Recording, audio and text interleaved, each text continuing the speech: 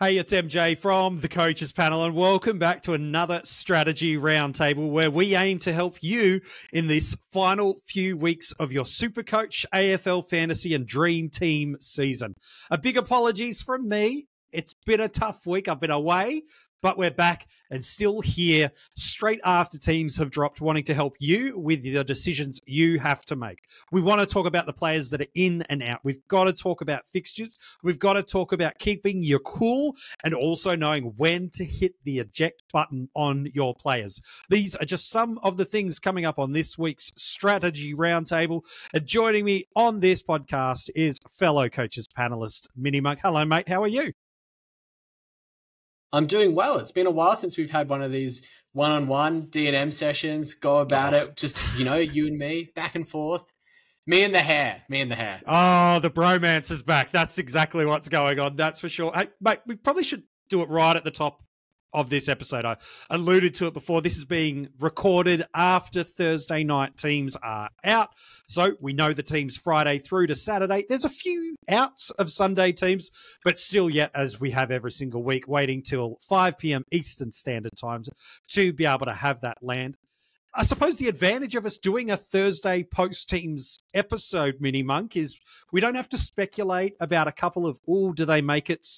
Do they not? There are some pretty handy names that coaches either in SuperCoach or Dream Team lacking in trades. I'm alluding to a Colby McKercher type who's come back into the team is helpful. And for those of us in AFL Fantasy, again, looking to capitalize on certain matchups or looking for a green dot at 200,000 that we're trying to get off a player like a Clay Hall, who we knew about earlier in the week and will know Friday night about whether or not he's free of a sub, for example. But what do the teams tell you? Is there any standout names that means this is good news for us? Or are there any players that it might be potentially a little bit of a warning sign in your eyes, potentially for a player's role or scoring options? Well, I think the big ones in terms of players that have returned back into their teams are Matt Crouch for the Crows, whether you love him or you hate him. I think that's going to see a significant impact on the ability of the other Crows midfielders to be able to score. We've got Toby Nankervis back in. So, he's still a relatively friendly matchup for Tristan Xerri to go against this weekend, but it's good for the owners that have had him for his 1 week concussion and back into the team. As you said, McKerch is back. And another interesting one is Mattaes Phillipou is back for the Saints. Now, he does play towards the end of Sunday, so he's the last game of the round, but he's a very interesting option. And I know there's a few SuperCoach and Dream Teamers that would probably have him be very thankful that he's back this week. With the notable outs probably being that Fisher is still missing and that he's got plantar fasciitis, which is not good if you've been holding him and if you still have him to trade in your back pocket. I suspect now is probably the time to burn it on him and just go to whoever you can get. Maybe it is a Fisher to a Phillipou. And the other big one is Jordan Ridley. We thought it was just a corky. Turns out it's a hip flexor issue, and it might be a couple of weeks. So there might be some flow-on effects from that. It does feel like those are the big trades that we're making now. Outside of in a moment, I do want to talk about fixture fades and fixture trades that we should be looking to go into as we partially look at the analysis of fixtures and forms, but also the players that have come in, you mentioned. But a Phillipou feels like a ripping pick. We've spent the better part of the past almost month now, but certainly the last 2 weeks here at the Coaches Panel, banging the jungle drum pretty loudly about, hey, it's not really worth trading your F6 right now. If you're going to spend anything in your forward line, it's building depth, getting a seventh forward option, and then that could have been a Dowling or Manor, and it would have worked perfectly fine. Do you put a Phillipou in that same place for you now? Again, not everybody's in that luxurious position. They might have a Fisher, though, to be able to make that move. Where do you place that Phillipou thing? Because his 2 weeks pre-injury looked awesome, but do you have any inclinations or estimations about whether or not you see Phillipou going straight back into that role, or does the recent injury break change any of your thought process around how Mattaes could be an option for us at F6 into F7 rotation? We don't like to speculate on team sheets and what they actually spell and where they put players because, they put them anywhere on any given day. I know Chris Scott's an absolute fiend for putting, Mitch Duncan at ruck Tom Hawkins at full back. You can just see it.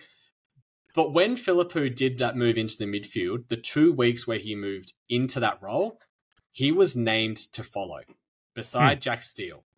And what do you know? His first game back from his injury, he's named to follow beside Jack Steele. Mm-hmm. I think that they've found something. I think that they've found that he can play that role. They want to see what he can do for the rest of the season. And, you know, it might ruin his price for next year. People might still think about picking him. But at his price tag, it's worth the punt. Like, he's 260k in SuperCoach. Yeah. He's under 500k in AFL Fantasy. Like, you can trade like a Logan Evans, a Sean Manor, a Billy Dowling, a Humphreys, all of these rookies that have been sitting in our teams for 5 or 6 weeks. And you can say, you know what? Stuff it. I'll grab him as an extra premium, or quote unquote premium. I'll grab him as a potential scorer for the last few weeks. Give me some cover that's actually good. Maybe he pops a big score that I can loop on. Maybe there's someone else that I've got that's got a bad matchup on a particular week and I want to dodge it. And if we look at the fixtures, a couple of those really popular F5, F6 type options do have some pretty rough matchups in the last couple of rounds. If we look at next week, we've got Hawthorn versus Carlton. Do you really want to play Dylan Moore in that matchup? I think I'd try and loop him off if I can. And what do you know? The next game after that, Phillipou plays, and it's against Richmond. Ooh. The week after, we've got North Melbourne against the Dogs, one of the most restrictive inside midfielder matchups in the competition.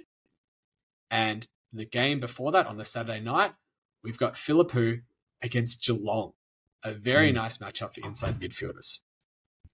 So if you're moving, you probably have to move this week because of the break even that he's got across the formats. It's not the ideal week to move on to him because he does play against Brisbane, which is not an easy matchup for inside midfielders, although it has been a little bit better in the last couple of weeks. But you're moving this week so that you can reap the rewards in the 2 weeks after that. Does the moves you want to make, and I do want to talk about some players' fixtures that you can trade into or trade out of in a moment, but we're in league finals now for most customary normative approach of how people would approach their leagues. Of course, there's different customizations. Some could be a week ahead and it's already there. Others, maybe it's a smaller league, different setup, yada, yada, yada. But does it change any of your mentality about how you approach looping options often on your team, or how aggressive you might go in a VC option earlier in the week? Does that change mentality for you in a league mindset? We know what ranking, it's a bit more stay with the curve in certain spaces, protect, and then know when to get aggressive. But in a league's focus, does that ever change? Because you can see a little bit what your opponent's doing. AFL Fantasy, it's a little bit harder sometimes to see it week to week, but SuperCoach and Dream Team, you can see it a little bit more real time. What's your take on that?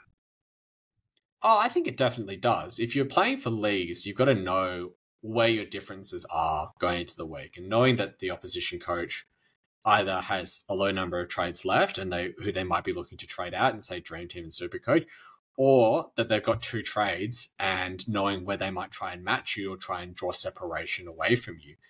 And if you've got, let's say it's about 6 unique scorers. I think that's a pretty common number at this time of the year. We've got fairly similar teams with our forwards. Most teams are going to have Heaney, Flanders, Zorko, maybe a Cornwall, Moore, Simpkin types, down back. There's 1 or 2 tops, most forward lines. Exactly. 1 or 2 in the forward line, a couple in the back line, a couple in the mids, and maybe a ruck. So let's say it's about 6. If you think that your 6 have got better matchups and they've got a better players than what your opponent has, you can afford to be a little bit less aggressive. You can afford to say, okay, my VC's gone 120. I'm just going to take it. But if you're in a position where you need to take a risk, you need to try and maximize the potential gain, you might say, 120? No, I've got a captain. I think I can go 140, 150. I've got, I've put Jai Simpkin onto my bench for his matchup and he's only gone 60 this week. I need to put someone else on. I need to get a better score into my F6 spot. That's when you can start to be more aggressive with these sorts of moves. So absolutely, it does factor into the decisions that you make. It's an interesting one. Like, we've got 2 Friday night matchups this week. We've had that happen before, but it does provide us a couple of additional looks at the VC for us, which is handy, which maybe we could look at the player trade and fade spaces for us here, does that change the two Friday night matchups? Does that change the approach to you again this week? Or is it like, yeah, I'm definitely taking a Friday night VC? There is a pretty favourable matchup that's there that probably lends itself to it anyway. But does the double Friday, before we look at players specifically, does it change what you would or wouldn't do normally? Not really. It's the same as almost having a Thursday night game and a Friday night game. You know, if a team's got a good matchup in one of those games, you look to target a player from them. If they don't, you go to the Saturday morning or the Saturday night or the Sunday first game if you've got a loophole. And that's the biggest thing that you've always got to look for is like, what are the favorable matchups and where are the players that I've got that I can actually loop a score with? Because quite a lot of teams either have like a Livingston or who's the other one? I can't remember. Heath. The other West Coast Rock or Heath. You know, if you've got a Livingston at R3, you can't loop with him this week because he plays the second game on the Friday. Like you try and go for a Bontempelli into a Harry Shizu, and Bontempelli suddenly goes 140, and you don't have that red dot to take him because your R3 is locked in already. That's bad luck. But you've got to look at those sorts of things early and know where your loophole options are, and then work backwards from that. And you go, this is the point I have to make my decision as to whether I'm taking a VC or not. Now I need to decide who is the VC that's the best option for me at this point. We talked on the episodes, both the AFL Fantasy and SuperCoach strategy roundtables last week, about some teams that have some challenging fixtures coming up for us, specifically the port pair of Rosie and Butters. We saw Butters get tagged really well in the first half, and then bizarrely, they move off that tag after half time from Chig Cotter on him. And yet it's probably, you could say, one of the reasons why Port Adelaide end up winning this game is this bizarre tactical change. And there were those two. And then Tom Green was probably the other, from an inside midfield perspective, that these three were all value picks for us at varying times this year based on a bunch of different outcomes that got them at a cheap price point. Are you still quite bullish on those three being the ones, if you haven't got out of them in AFL Fantasy, to prioritise? While SuperCoach, again, it's limited to what your options are, trades remaining, and those components. But are those still the three inside mids from a future forecast of fixtures that you're like, oh, those would be the three if I could get off, I would get off? It's not quite as bad now for Rosie and Butters. The matchup this week isn't great. Sydney's probably the hardest inside midfield matchup going around, besides maybe, Port Adelaide themselves and Hawthorn. And the week after, they've got Melbourne, who look a shell of themselves at the moment. Yeah. Adelaide and Fremantle finish the season isn't the easiest, isn't the hardest. You got the showdown, and Free have been pretty strong in through the midfield, especially through clearance recently. So I'm not as saying that those two need to be traded out. You've probably missed the really bad part of it. But man, if you've still got Tom Green, I would be jumping off. Like, his next four is just, it's not good. It's Hawthorn, then Brisbane, then Fremantle, then the Dogs. Like, you go to DFS, you sort by the ranking for like where they have it, and it's like -2 Collingwood, -3 Adelaide, -4 for GWS. Yeah, it's not good. So where do you place, because it's this interesting spot, like this is the time of season where there's not a whole heap of stuff for people to talk about. Like, they're not looking at team values. They're not looking at break evens. They're not looking at a upgrade cadence that we might have talked about over the first 2/3 of the season. And so now across the content community that talks about AFL Fantasy SuperCoach Dream Team, all of a sudden we might even overplay to some degree what a fixture looks like for someone. Where do we sit in this interesting balance of valuing fixtures versus knowing what a player's potential outcome or output could be? Because Green, against anyone, can get 35 possessions and pot it out a 110 with not ease, but within the world of probability. So how do you help coaches balance those two things out with their potential outcomes of what they could score, knowing on history and ability, versus everything about the fixture screams get off of this? I know we talked a little bit about this about Sarong with the upside, but let's talk about the reverse of that, where the fixture's bad, but the player hasn't been really bad at all when he's not been injured. How do we value those two things correctly and not overvalue one thing? Well, it's exactly the word that you used earlier on. It's probability. We're playing the odds at this point. We're trying to stack the deck into our favor as much as we can. We can say, Tom Green, if you gave him against the average opponent, he would score 110. But his next four opponents are all negative. So that average might not be 110. It might just be 100. So if you trade him out to someone who's going to average 110 over the next 4 weeks, you've gained 10 points per week. That's 40 points. Your expected gain has increased. One of those games, he might still go 125, 130 in, but you're playing the odds. You're trying to stack the deck in your favor as much as you can. And you can say, I can find someone else who's as good as him and has got much better fixtures than what he has. So one of those teams... the tricky part... No, you go. Sorry, let me... I think and this is the reason why when it comes to this luxury trade season, especially in AFL Fantasy, where we actually look to trade the players the most is in the midfield. And that's because it's much easier to move from someone who's averaging 110 to another player who's averaging 110. Correct. You don't want to be jumping off any of Heaney, Caldwell, Sheasel, Dacos, Flanders, Zorko, Whitfield, any of these types of players. You're just not jumping off it because you're saying even if they're down 10 points per game on what they've done for the season so far, they're still better than almost any other option that I can trade into. Whereas in the midfield, you still have that flexibility, and that's why it's where most people look to pull those, what we call luxury trades at the end of the season. And does it mean like on the almost the inverse of that, we look at teams and players that have roaring fixtures for us that becomes really interesting? Like politely, if you're a Flanders owner and he's not your VC on Friday night, I'm really intrigued to know why you're not going there, given like SuperCoach hasn't failed to go under 100 all year. On paper, favourable matchup against West Coast. Like everything's screaming Flanders could go 125 relative ease across the formats. Anderson probably sits in that. We talked about him last week across the podcasts, or both podcast episodes, about how good this inside and midfield run is for the Gold Coast Suns. So outside of those two, like maybe before we talk about outside of those two, are those just the two that if you've got them in your side, which most people do own Flanders, you're just like, yes, that's my VC option? Or does he lack some ceiling that you want to see in this midfield role? Ceiling potentially. Sure. There's an argument to be made that you can go for Bontempelli instead, especially in SuperCoach where it's his format of choice. Like his scoring in SuperCoach is crazy. Yeah. But I think that Flanders is definitely someone who has enough ceiling to be justifiable as a captaincy option.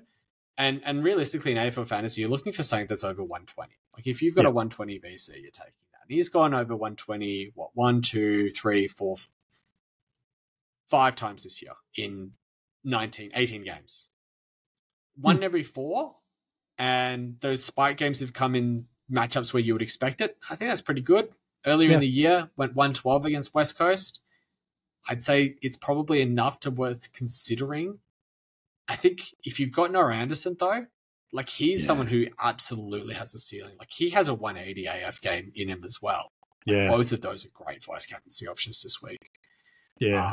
But you could make an argument that maybe I want to target, Harry Sheasel or Tristan Cherry in the Saturday early game, because both of those, just last week showed their ceilings. I mean, 160 SC, 150 SC, 140 odds, 150 odds AF as well. Like, that's an easy matchup. You could be just concerned about the tag from Graham onto Sheasel this week, but like that's what a VC is for. You're targeting a ceiling score. If the tag doesn't go there, it could easily come. Yeah. Then, are there any other players? Because I want to talk before we wrap up the episode. It's a shorter episode because, well, one, you're listening to this very late on a Thursday or on a Friday, so you don't have the hours to ponder the nuance variables that you might consider. But before I look at just one last thing to just help us keep our head a little bit before we might be getting a little overly reactive, is there any other players that we want to trade into now? Because even in AFL Fantasy, for most of the moves now. SuperCoach and Dream Team, it's more normative and narrative for us now, which is the players you're bringing in now, you've got to be pretty content to have them in your team for the rest of the year. Definitely in SuperCoach and Dream Team, you know that. But AFL Fantasy, that's also the mindset you've got to have. So you're not getting stuck with this is for a week and then I'm doing this in 1 week and then I'm doing this. Just ask Jordan Ridley owners. You think you're getting an amazing fixture, luck goes against you. That happens. It's nothing you did wrong. It's just the variable of luck that comes into the game. But is there any other teams or specific lines that you just go, oh, listeners of the panel, do not miss this? So we've talked about the Suns inside mids. We're not talking about Rao. We don't want to do that to ourselves.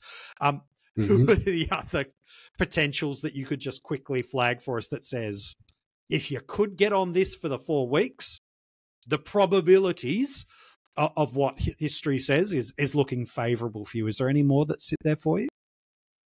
Tristan Cherry. Yeah. Best last 4 weeks for Ruckman in going around. Like, to me, like he's been arguably pick of the season. Pick of the season. Yep. Like it just almost has to be, especially with how he's performed. I don't mind a Kazai Pickett after this week. Yeah. Melbourne's fixtures after, it's not too bad. He could be an interesting play, especially with the fact that Oliver's still out, and they just got to try something. They've got to try and get some spark into that midfield to see if they can get anything going. There's been a lot of love for Adam Treloar this week, and I understand it. He's got a very hot hand at the moment, but you're paying pretty high price for him. It doesn't matter as much at this point of the year, but if you're going to pay that high of a price, you've got to be sure that you're going to be holding him and probably trying to captain him in one of the next 4 fixtures.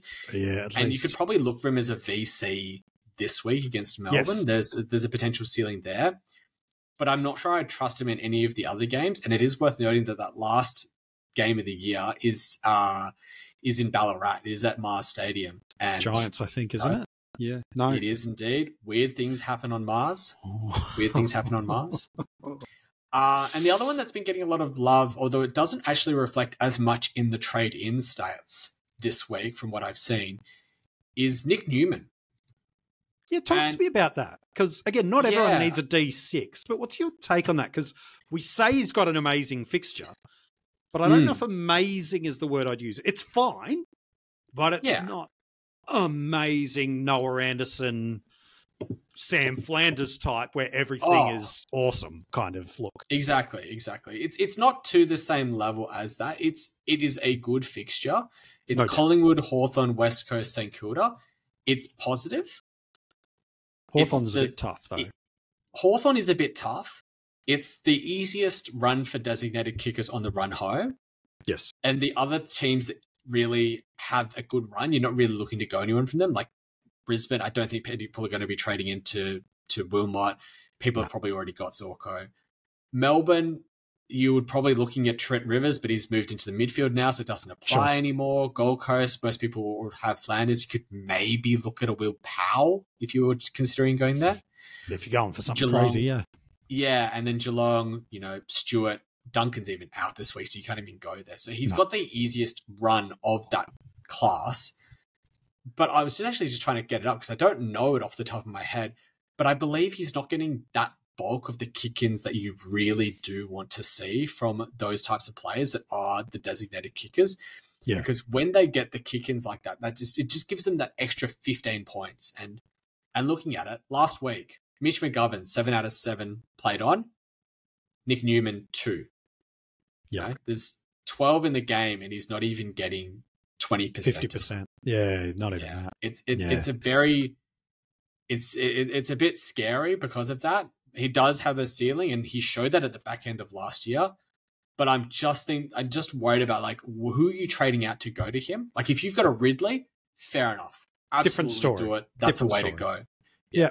But like if you've got a Nick Dacos, a Whitfield, a Sheasel, even a Young Houston, Clark, maybe all Ryan, these guys, yeah, Ryan, I'd maybe look at trading because AFL Fantasy only probably though. I don't know if I'd do it in SuperCoach. Probably not in SuperCoach. Yeah, agreed there. But I think you just have to be really careful about who you're trading out. Like that is just as important this time of the year. You know, we talk so much about, oh, this player has a great run to finish the year. What about the teams that have a really bad run? Like, what about if we look at the designated kickers? St Kilda, their last 4, Brisbane, Richmond, Geelong, Carlton. Like, if you've got Nazire or Sinclair, look to jump off. Like, that's someone that you could do it from. Yeah, like that's the positions where you got to look for it. It's as much about who is going out as who is coming in. Yeah, it's a good shout. So before we wrap up the episode then, let's try to help coaches keep a little bit of perspective, because as we are into this now final month of the year, we do still see stinky scores roll through, and we're very reactive at this time of year. We get one bad score in round 6 or 7 from a premium type performer. We're like, oh, it's not ideal to get the 60 now. But he got tagged. He had a bad day. The roll shuffled a little bit. Oh, well, bring on the next round. Whereas now, we are just mercenaries with underperforming players in a 1-week isolated incident. It's like, nah, that's it. You get out of my team.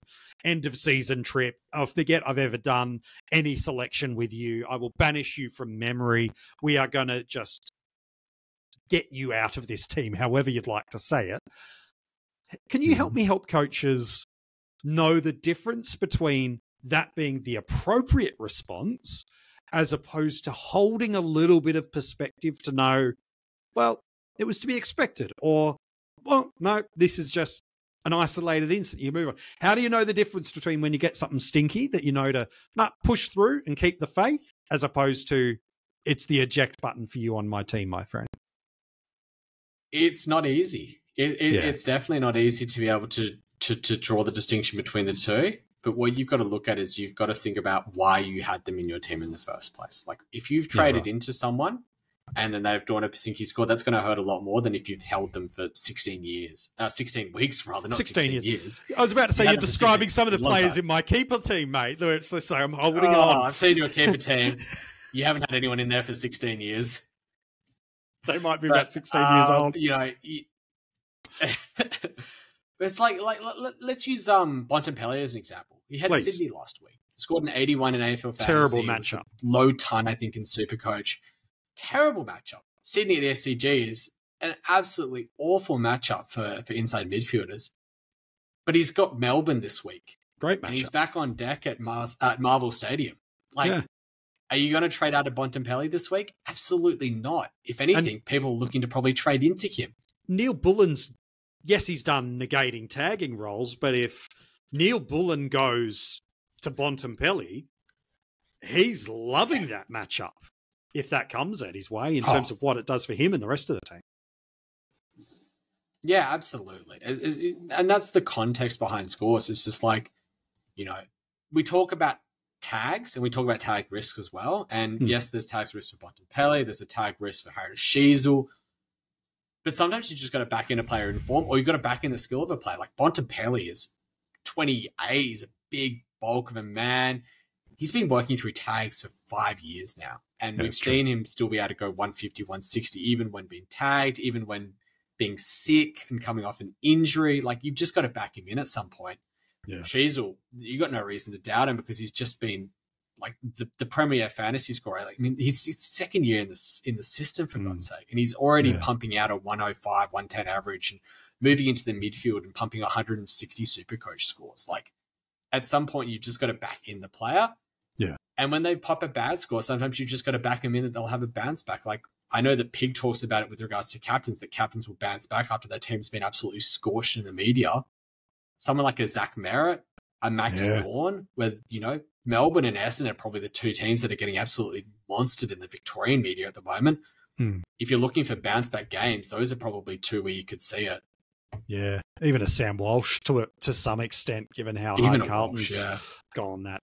That's really, really helpful, mate. As always, you kind of talk us off the ledge on some decisions and moves that we really want to make but shouldn't, and other times you put us on notice on some players and some decisions that we should be considering and moving. So, MiniMonk, as always, a pleasure to talk SuperCoach, AFL Fantasy and Dream Team with you, my friend. Good to be back and good to be chatting about all of them again. If you haven't followed the coaches panel across audio podcast platforms such as Spotify, Apple Podcasts, or wherever you get your audio podcasts from. Make sure you follow, rate, and you can subscribe and leave a review while you're there. If you're watching this on YouTube, hi, nice to see you. Comment below and let us know what the trades you're planning on making this week. We would love to know about them. And our Patreons, we love you. You've done an incredible amount of work and getting some bonus content through the season proper. Make sure you hang with us in the off-season, because the keeper ranks drop for you, as well as our trade reviews. They all come through as we start to head towards the off-season, while also still giving you all the up-to-date content in these final 4 weeks. Hey, thanks for watching. Thanks for listening. We hope for you this week, your early week VC pops an absolute monster. We hope the players you trade into deliver exactly the outcomes you're expecting, and those you are off, either through injuries, frustration, or fixtures. Absolutely, you do not get burnt by. From all of us here at the Coaches Panel, we wish you good luck, and we can't wait to be chatting with you again about fantasy footy real soon.